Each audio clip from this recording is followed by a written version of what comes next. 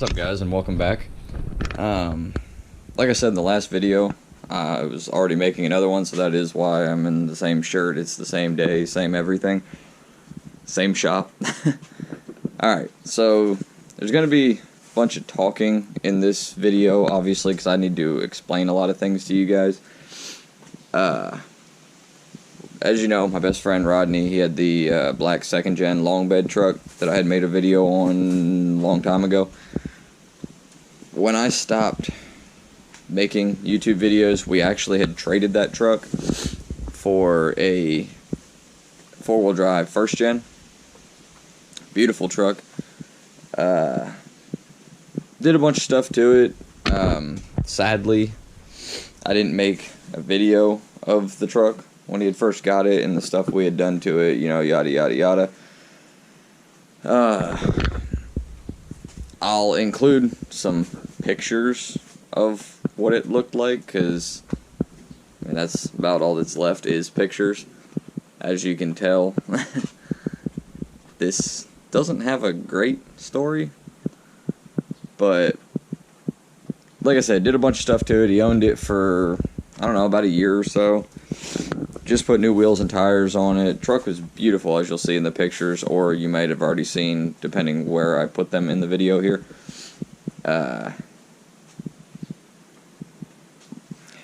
It's hard to, trying to think of what to say here, but it was Rodney's pride and joy, and he actually wadded it up one night pretty bad. I mean, he did end up totaling the truck. Bent the frame pretty bad, and I'll show you guys that because it's actually sitting in my yard right now. Didn't really know what he was going to do. He was pretty upset about it. You know, he had some healing of his own to do. It banged him up pretty bad.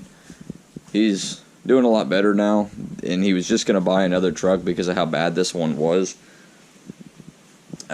Which sucked. I mean, I really wanted to see the truck live on, whether we pulled the motor and put it in something else or something. I didn't want to just give up on it. Finally, he had made the decision that he wanted to rebuild, so I went ahead and located a new frame. We went and picked that up, which I didn't do any filming. I mean, we just hurried up, drove, 4 hours to pick it up. We grabbed that over the weekend, and then got it home. And the next trick was to get his truck into my yard. He actually is my neighbor now, but he's 2 houses over.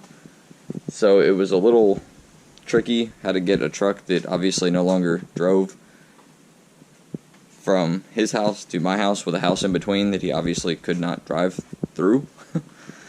So, as you can see, how we got it over here will be a little bit later in the video after I'm done rambling, which I'm about done. But anyways, so we have decided to rebuild the truck, have a frame. Thankfully, the front axle's still good. We thought it was going to be bent, but it actually isn't. He had sheared the U-bolts off, so on the passenger side of the front axle, the U-bolts actually run into the differential on these trucks, and it sheared those off inside the front diff, so we were a little worried about getting those out.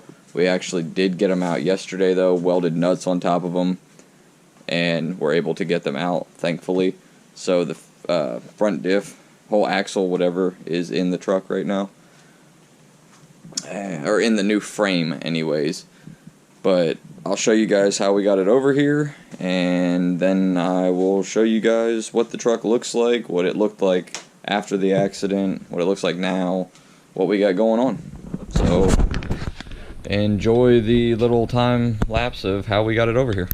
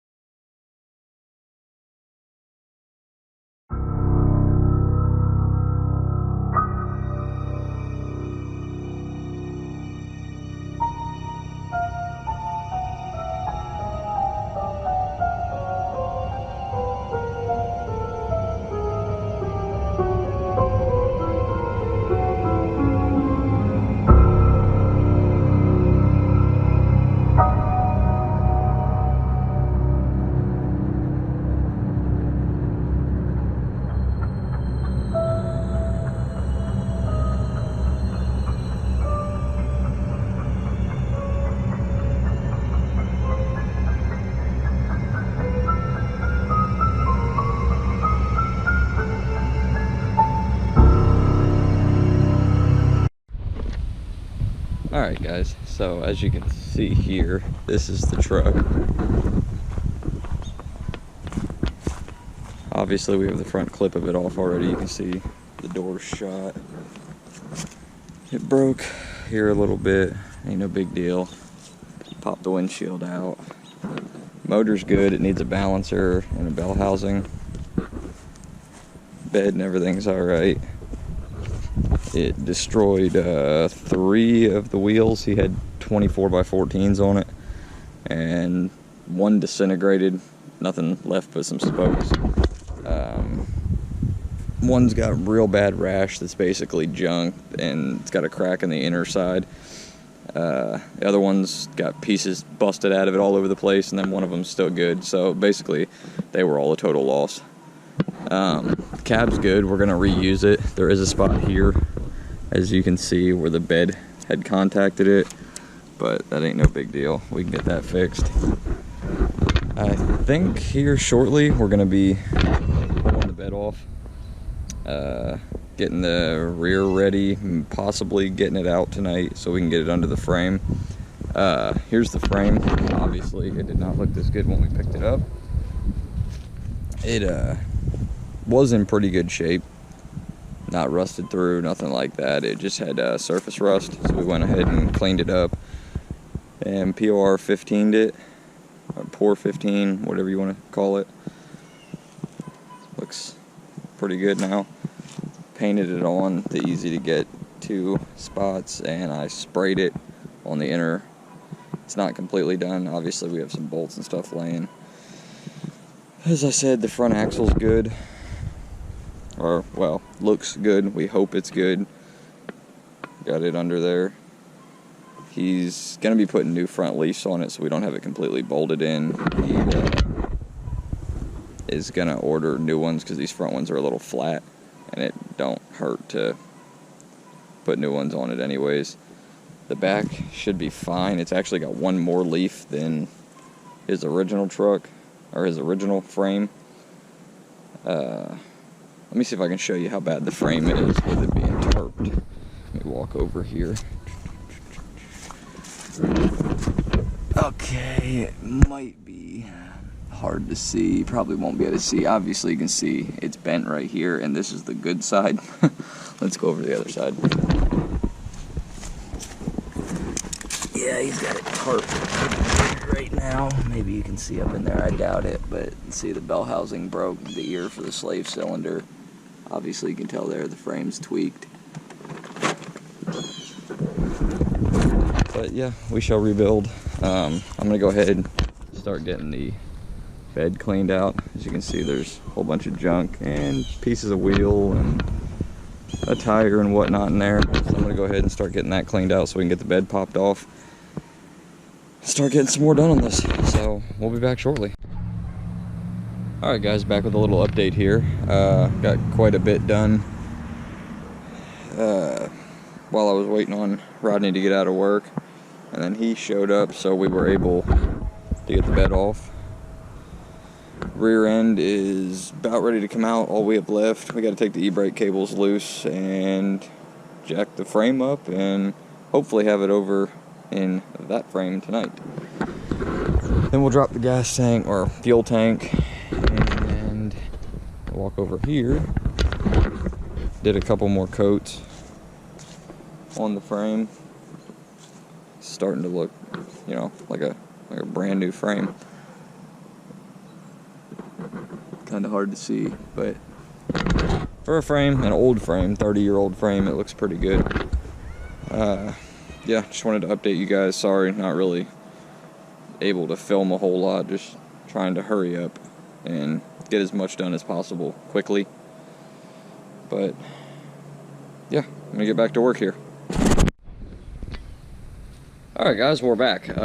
It's been a long time since we've done anything with the first gen. There's a lot of stuff we did do that I didn't film. Just got busy and was in a hurry and just really haven't filmed anything. We did get, I don't even know where I left off, we did get the axles and everything under it. The frame's painted. Got the engine swapped over into the new frame. The cab's on. Had to do a ton of work to get that on. The whole corner of the cab was pushed in. As you can see here, all of that was shoved backward. So that wasn't fun. This cab mount here, I don't know how well you can see it, was all shoved back. So that was not fun to get to line up. But it does have a new floor in it now. The truck's a mess, but it does have a floor in it. And we had the front end half-assed on it and lines up decent enough. We test fired the motor after a stupid mistake made by someone here. It ran. I can probably insert some clips of trying to start that and what it sounded like when the timing's out. But that now runs, everything's good with that, and we are putting a clutch and the transmission back in it right now, today, hopefully. And here's the tranny and transfer case. He had the bell housing fixed because the accident had snapped the slave cylinder mount off and had cracked it, so he had that welded up by a shop. And the truck needed a clutch anyways. The flywheel, as you'll see here in a second, looked horrible when we pulled it apart. So yeah, so we're gonna try to wrestle that thing back up in it. And then need to get a drive shaft built. Got a door to put on. The whole front clip needs to go back on. And some other little odds and ends, and hopefully it'll be back being able to be driven. But we're gonna get after this, start torquing stuff. We just got the flywheel put on, so he's gonna go ahead and torque that now. And then we're gonna try to get the transmission in, I guess. But I'll be back with an update, good or bad, whenever that happens. Alright, we're back again a couple hours later. Wasn't horrible, but it wasn't fun. Rodney ended up having to go and buy a $400 trans jack. Yeah, this right here, which actually worked really nice. Here, well, it's kind of hard to see now, but transmission's in. Obviously, the clutch and everything's in. Wasn't real hard or nothing. I mean, it's typical manual trans. You get it so far in, then it doesn't want to go to the rest of the way in, and you gotta wiggle it and twist it and push on it and all kinds of stuff like that. But it's in. It's hot. I'm tired. Rodney's tired. He's over there. So now we need to get, he got a gas radiator support. I thought they were for the most part the same. Turns out they're not. They obviously don't have the cutouts for an intercooler, which I thought that was the only difference, but everything else is different also. The mounts that hold the radiator on the sides, they're closer together. Obviously it must be a smaller radiator in a gas truck. So that all needs to be cut out, moved, whatever. Obviously the intercooler mounts that are tack welded to the bottom of the front side need to be taken off the old radiator support, put on the gas one. It's a bunch of work for something so stupid, but it's not like they're exactly easy to find one for a Cummins truck. So I guess we're gonna make it work. Plus he got a second gen intercooler to put on it. He's gonna go with 3-inch piping and a second gen intercooler. So we're gonna have to move the mounts anyways because they're further apart for a second gen. So we gotta get that done, then we can put the front clip back on and actually line it up. Didn't get the door on yet. Hopefully it's not too out of shape when we bolt that on there. It is pushed in a little bit, so we're probably gonna have to pull on it a little to get it to come out to where we need it so the door and the fender are even. But other than that, we gotta measure for a drive shaft, front clip, and take it around the block for now. There's still something wrong with the front end. The tires are both what are they? Leaned outward. So, not sure. I mean, it probably messed up a kingpin for sure. Hoping that's all it is. Hopefully it's not something else. I can't find any bends in the front axle, so I seriously doubt it's that. The spindles look fine. They don't look bent or nothing, so hoping it's a kingpin. But we'll cross that bridge when we get to it, I guess. But I guess for now, that's about it. Till we get some more done on this, and then I'll be back with another update. Back with another small update. Got a bunch of stuff done yesterday. Didn't really have time to film. We were busy all day long. But, well, yeah, I guess I'll just show you guys. So as you can see, the door's on. Fender's on. Whole front clip is on.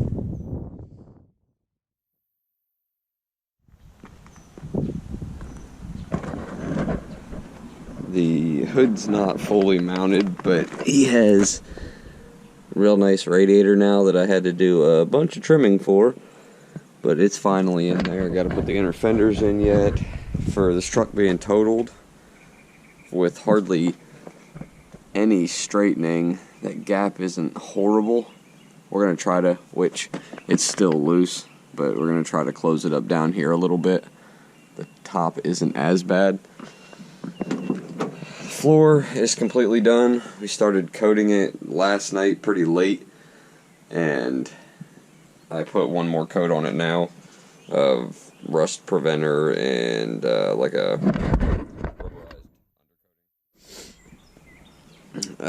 gotta switch this nasty door panel out and the glass and everything. The rocker is in. I still have to weld up a couple small things and grind the welds down, and then it's pretty much done. But there it is. Turned out pretty good. I had to rebuild the pinch weld in here also. There was a giant piece through here that was missing, so I rebuilt all that, tucked it down in, rebuilt the pinch weld up for his weather stripping. Yeah, oh, it starts off the key now also. It went bad from sitting. I have no idea how, because it's been covered. But we unplugged it, a whole bunch of water dumped out of it. Thankfully I had one laying around. And fire's right up now. But other than that, I think that's about it right now. He's supposed to be bringing, which I had cut the radiator support for the second gen intercooler. And I think we're kind of deciding against using that right now, because he doesn't have the boots. He wants to go to 3-inch piping, which I have a bunch of, but he still needs the boots. No, whatever else. So for right now, he's just going to put the stock cooler back on it. That way we can bolt it right up. I mean, everything's there. We don't have to buy anything and wait. So we'll be putting the intercooler in today, inner fenders, getting everything tightened up and the body lines right. This week, I guess Tuesday, since it's Memorial Day, on Monday, he'll be taking the drive shaft to the guy that builds mine and having it recentered, basically, just using his end since it's bent in the middle. So we'll have that back at some point this week, and then it's time to drive it at least around the block and see what happens. I think it'll be fine. We have some brake line work to still do in the back, stuff that was rusted and twisted off when we had to take it apart. But the interior will be back in it today. He's bringing the seat. The carpet's already here. As soon as this stuff dries, we'll put the carpet back in, throw the seat back in it so you can actually sit in it, and that's about it, other than we still need to find a steering column, which is proving to be kind of tricky because, I mean, these trucks aren't exactly easy to find, and we need a specific one for, hell, I don't remember what years he said, but it's not very big of a grouping of years. So, yeah, we'll see what happens, I guess. But I guess that's it for now, and I'll be back with another update. Alright, we're back with another quick update. It's been a couple hours. Got a lot done. Let me go and show you guys here. So, I had to fix the corner of the door down here. It was kind of dented. It's hard to see. I got it a little straighter. The rocker is 100% on now. Still needs body filled and smoothed when we get to painting it. But it is in all the way. As you can see, whoever put the rocker in before, because it wasn't original, they used a ton of body filler. So now I'm going to have to go back over and match it up with this huge lip here. So that's pretty cool. But as you can see, the interior is back in the truck. You know, looks like a truck again, ready to go. We got that done. And let me shut this door. We got inner fenders in. Both sides of those are in. Grill's on, so it's hard to see. But the intercooler is back in. The holes are cut for it. Since if you guys remember, I did say this was a gas radiator support. So I cut holes for the second gen. He decided he wasn't going to do that right now. He's just going to use the factory one. So now it's cut for a second gen intercooler and the first gen intercooler. The bottom brackets for the intercooler, they are on, so it's actually in there. They were kind of hard to cut off. Not hard, but just in a kind of bad spot, and they're actually not tack welded. So most of the brackets were tack welded on. So I drilled the tack welds out, and they popped right off. Well, these were actually like fully welded on, so they were a little bit more of a pain. We straightened the hood a bunch to where it's actually pretty close now. So we're hoping we can at least run it for the time being. I think we can get it to shut and it'll be okay. Like I said, this inner fender's in. He just has to get a drive shaft made this week, as I said, and then he can drive it, really, at least around the block to check it out and stuff, because the steering column is bent, so it's not really drivable like that to start actually like dailying it again. We got brake lines to do on the rear. The front should already be done, and it needed even before the accident, drums and pads in the back. They started making a not so good noise, so we got to run through all that. Put the tailgate back on. I mean, easy stuff like that. The wiper cowl needs to go back on. Really, that's about it. Really starting to get everything buttoned up. It won't be long now, and he'll be able to drive it again, which will be pretty sweet, because it's been like 7 months since the accident. And I'm ready for him to be able to drive it again. Then he's got to find wheels. Sorry, I'm looking at some of my welds on here. He's got to get wheels. And then after the wheels, we'll end up painting it. I told him just to get wheels first, so it actually looks at least halfway decent, because these third gens are hideous. It needs a wide wheel back on it, so at least it'll look half-assed cool driving around. And then we'll get to painting it. We got a lot of body work to do, because the fenders he got, as you can see, somebody just rattle can primered them. It's all flaking off. There's high and low spots everywhere. There's a couple minor like little dents that I'll have to, that one's kind of but I'll have to glaze it and get it good enough. It won't be too bad. We are going to weld these holes up here too that were for the trim pieces, since there's not trim being put on this truck. So we got to fill those before it gets painted. And that's about it, I think. Just have a couple more little odds and ends to finish up and be ready to go. And I think I'm done working on it for today. So get an update video next time we get anything done on it. Alright, back with another quick update. If I could talk. Well, the truck will drive today. Hopefully, at some point. It's supposed to. He got a drive shaft built for it. His was basically completely destroyed. We thought he could just retube it, but the guy ended up replacing everything, and it turned out obviously really nice. So that'll be going in today. I've got almost the whole front clip buttoned up right now. Hood hinges and everything are on, as you can see here. I went around all the sharp edges from cutting that gas radiator support with vacuum hose because it was sharp and would have took forever just to round it off and everything. That way it didn't slice your wrists open. So that's all done. The front lower piece under the grill is on.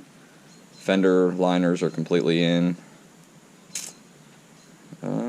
He's got to do the rear brakes whenever he gets back. We're trying to get a belt for it right now. Sorry. Because he's going to run electric fan since his fan hub was destroyed. We're just going to remove that, so now we need an odd, like, short belt, and we're trying to get the size right, and of course, you know, people are out of stock and whatever. But that's where he's at right now. Once he gets back and we throw that on, I can set the radiator back in it for good, fill it with antifreeze. We're going to do an oil change on it. He's got to do basically the whole rear brake setup.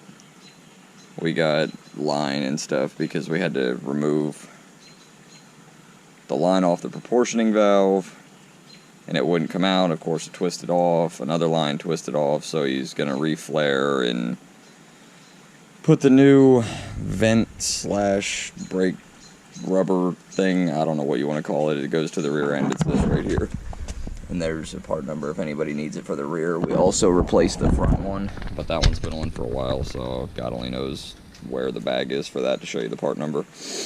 Once that's done, basically drop it down, start it, and try to drive it. Steering column's still bent.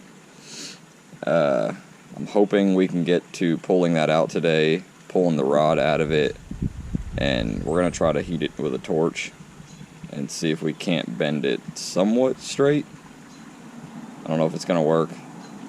Might work good, I don't know. I mean, that's the next big hurdle we're at, is trying to find one if that doesn't work, or pulling it apart. And a buddy of ours is a big Dodge guy. He's got a bunch of them, but maybe one of his will work inside of this column. We don't know yet.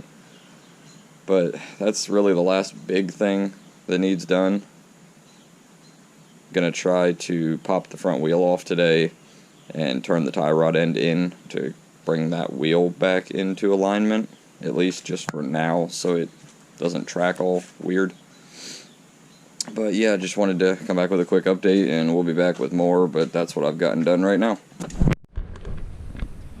Alright, back again a couple hours later. We have pretty much everything done that we set out to do. We still have to bleed the brakes, but the rear lines are done. Everything else is done. He's about to fire it up and try to move it on its own for the first time in 7-ish months. So this should be interesting. Alright, back again a couple hours later. We have pretty much everything done that we set out to do. We still have to bleed the brakes, but the rear lines are done.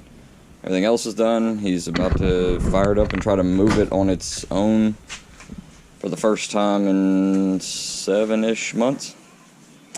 So this should be interesting.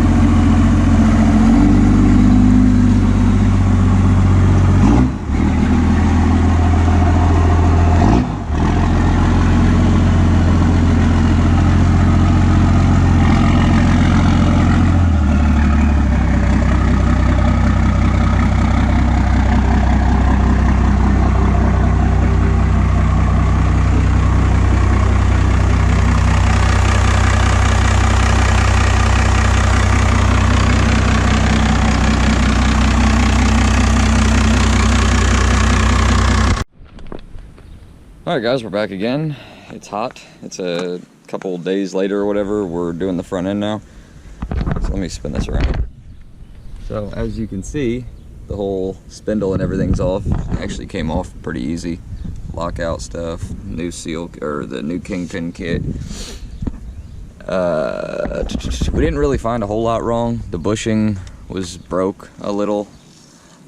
What else? That seal was destroyed. It goes on top of the actual kingpin itself that rides, as I just found out right here. The kingpin cone. Yeah, there's a seal that actually goes right here around it, and it was in like a million pieces and disgusting, but everything else looked fine. So really, I don't think we needed a whole kit, but it's nice to have in case we did find anything else broke. There's nothing wrong with that. Or whatever. The new ones like that too. I tried to tell you. It's scary because I Yeah. don't know why the front end would be off. Yeah, I know.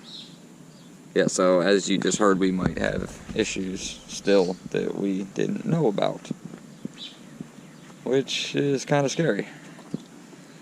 So there ain't really nothing to film. I might film putting it back together just to kind of show you guys how to do it, but it's super simple, and there's already a bunch of YouTube videos on it. I just watched a couple of them because I had never done this before, but it looks really straightforward. But we're gonna dive into this real quick and see if we can figure out what broke or whatever, and then we'll be back. Alright, back again. As you can tell, I'm hot. It's been a long day again. Everything went fairly smooth. Didn't really film anything, obviously. It's been super hot and just didn't feel like picking up the camera. Didn't really, I mean, it's a pain, but it's not horrible. The kingpin stuff went together pretty easy. The tie rod was hard to get off because, as you can see, it was ground down pretty bad in the accident. Ended up getting it off. We had a tie rod ordered for today. Supposedly they ordered the wrong one, so then we called around, found another one about 30 minutes away. So Rodney drove all the way up there to get it, told them, 800 times that it was the driver's side. We finally just now go to put it on, and they sold him the wrong one.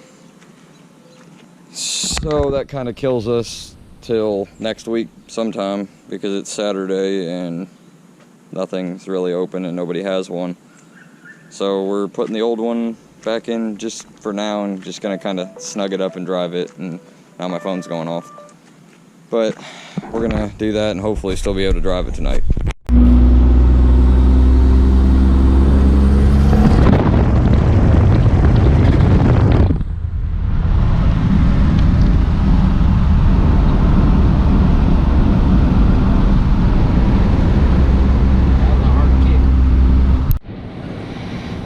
Alright, so as you just seen in that short clip, I didn't really want to talk because it's loud in there.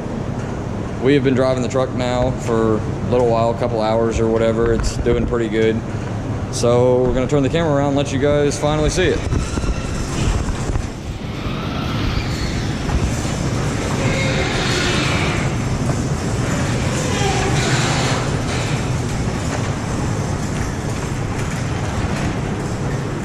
Obviously it's dark, so you can't see a whole lot. You guys have seen it anyways. But I don't think I showed you guys the radiator or anything like that. Maybe I did, I don't remember. This video has been spread out over like 7 months.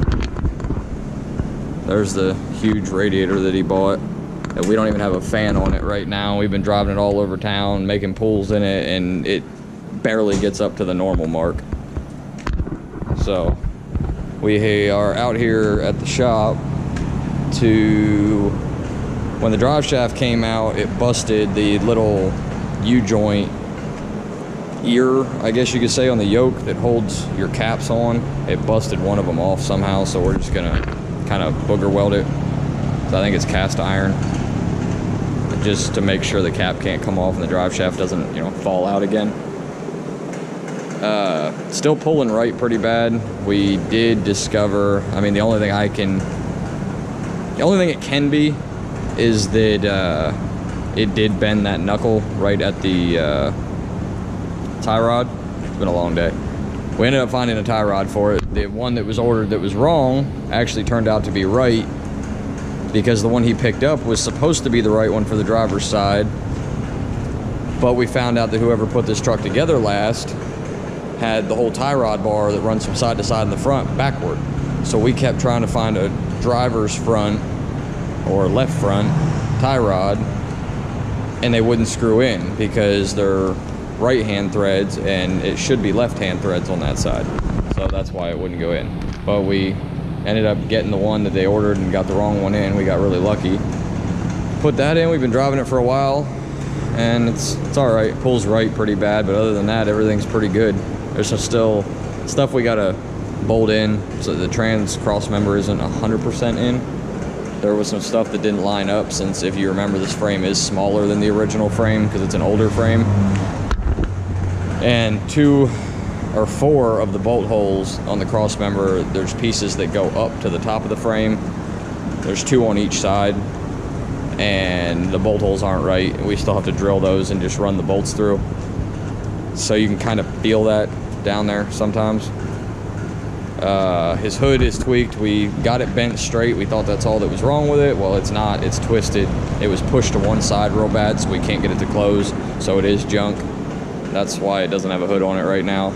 We had one on it, and we were nervous about it blowing up, so we just yanked it back off.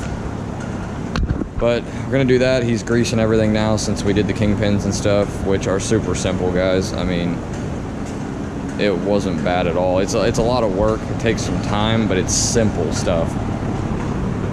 So the tire's not leaned in anymore. It fixed that issue, but we did discover the knuckle was bent. He's going to go to full crossover steering, so what we're hoping is that we won't have to mess with that knuckle, that we'll just be able to adjust it more with the crossover steering, and we can just pull it in that way and just deal with the spindle being bent. It shouldn't make a difference. But yeah, we're gonna go cruise around. I'll probably get a couple more little clips or something of us driving it around. I don't know how well you guys can see on the GoPro at night, but that's pretty much gonna finish this video off. I've been waiting a long time to get this out, and I'd really like to get it out. So there'll be more updates, obviously, just there'll be different videos. This video's gotta be super long because I talk too much. But yeah, we'll do more videos the more we keep doing to it, and that'll probably be the end of this one, like I said, other than some short clips. And thank you guys for dealing with me rambling and watching the video. I hope you guys enjoyed, but we'll see you guys on the next video.